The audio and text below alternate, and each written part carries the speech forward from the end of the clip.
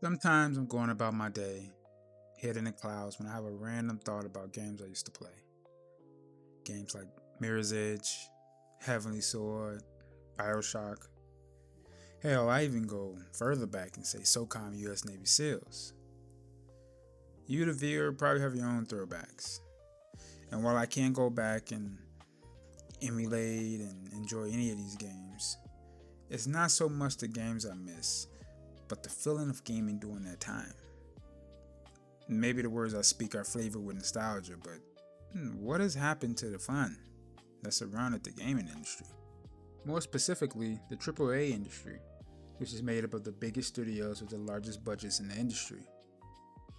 This is a question that crosses my mind more and more, and after seeing much of the news circulating around about price increases, losing ownership of the games you buy, pseudo-physical copies, we are seeing a wave of anti-consumer practices, and there doesn't seem to be an end in sight. I want to get my perspective on the topic and figure out what can be done to push back. So where to start?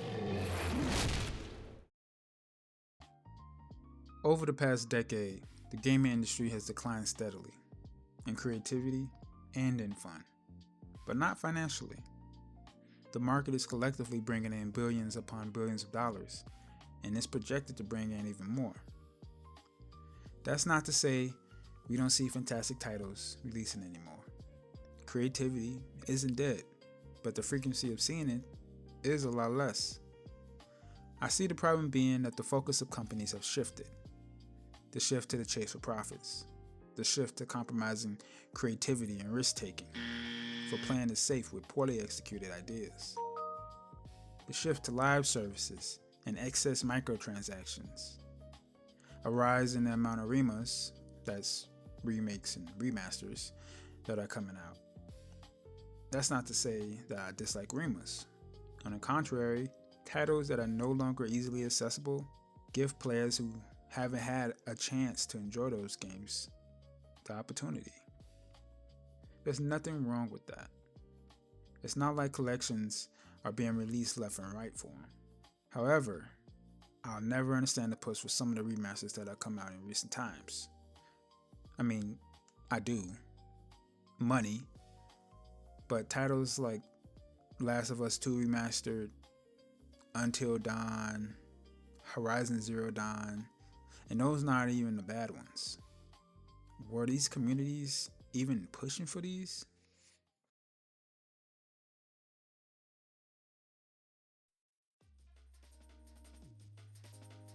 Seeing the industry grow and technology and the capabilities of what can be put into a game expand has been incredible. But with that growth has come numerous cases of companies line stepping, as Charlie Murphy would put it. He would step across the line.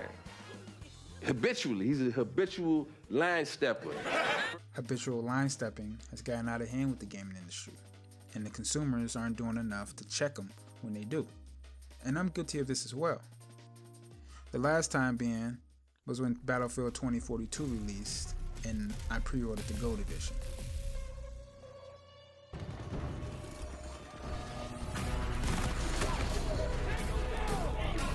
What the heck?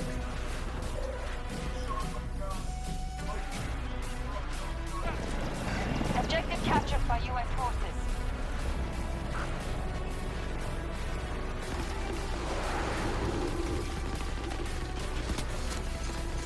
Never again. Lesson learned.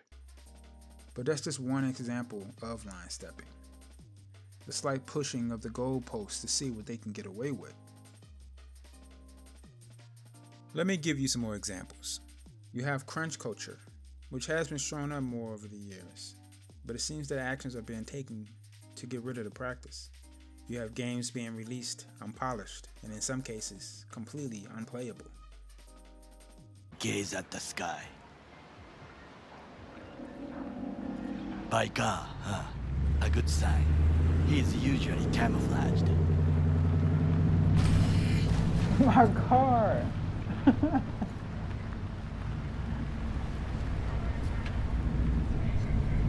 What? That was my car.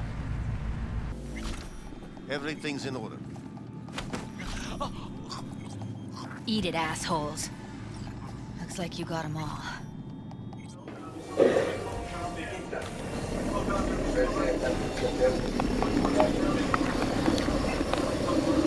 Oh no.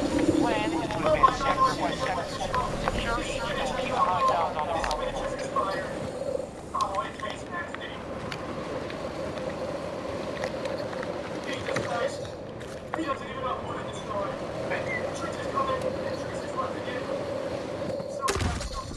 You have DLC and games in general becoming more expensive. Gamers needing more things to have that complete experience. Then there's this two-pronged attack that's been in the works for a while now. Take a company like Ubisoft, who has went on a record for saying the gravamen of plaintiff's complaint is that Ubisoft Inc. allegedly misled purchasers of its video game The Crew into believing they were purchasing unfettered ownership rights in the game rather than a limited license to access the game. Basically saying that you don't own the games that you pay for, and those licenses can be revoked at any time.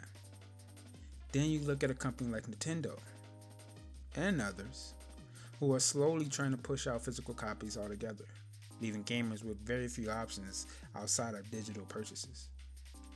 Nintendo has released their game keycards, which are, in a sense, a physical copy, but they more so allow you to download a digital copy of the game that you can play while the card is in the console.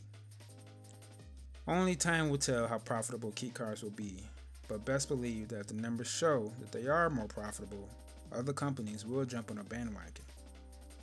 Physical media is a surefire way to ensure that you have the games that you pay for. You don't have to worry about not having an internet connection. You can take it to a friend's place, pop it in and get to playing. You don't have to worry about game companies deciding that they want to get rid of it and taking it away from you. And that's one of the reasons why they're trying to phase it out. As a consumer, the only criteria that I really ever gave a damn about when judging video games was if it was fun to play. Maybe some discussion start with the graphics. Yeah, good graphics are nice to look at, but I'll rank Fallout 1 as more fun than 76 or 4. I'll have more fun playing Madden 03 with the Sugar Buzz than any modern Madden today. If you know, you know. Fun is an easy 3-letter word that can come in a variety of shapes and sizes. I think it's fair to say that most people who game play to have fun and kill some time. For a lot of people, it's a hobby. Whether it's for enjoyment of the story, an addictive gameplay loop, or the satisfaction of killing another guy that's not happy with the state of humanity. It's the games that you drop hundreds of hours into, and once the game is done, you're willing to put in a few more. Those games stand the test of time. The point is, the chase for profits through quick releases, remas, DLC, and live services have become a hindrance rather than a benefit, and the cycle needs to end. Why do you even care? You could have walked away. The cycle ends here. Must be better than this.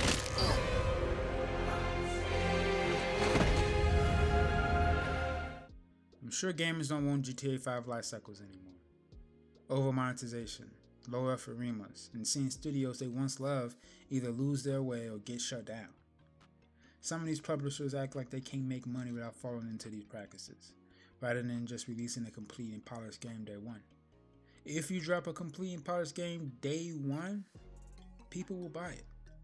In fact, it doesn't even have to be great. At this point, the bar has been so low that a working game with an interesting premise will have people buying it. People will rave about it to friends who will also buy it. And those same people will be looking forward to the DLC and buying that too, if it's good. Where the industry goes from here is hard to say. What I can say is that line stepping and the moving of the goalpost has to be checked by the consumer, by you, and by me. We don't have to handle it like Charlie Murphy did. But we can do something metaphorically similar. Hit them in their wallets. Hit them where it hurts and be vocal about it. Let companies like EA, Ubisoft, Blizzard, Nintendo, and more know that as long as these practices continue, they won't see your hard-earned money. You can't be the person saying how trash the series like Call of Duty is every year, but rewarding them for their trash by buying it. It's crazy behavior. Even now, I don't think COD is incapable of being more than a cookie-cutter series again, no matter how hard Activision tries to prove the opposite. They just don't have a reason to do anything else when the game is still a top seller year over year. If any change from the course that we're currently on is going to happen, the consumers need to give their opinion financially. Avoid pre-orders. Call out bad practices with poor support.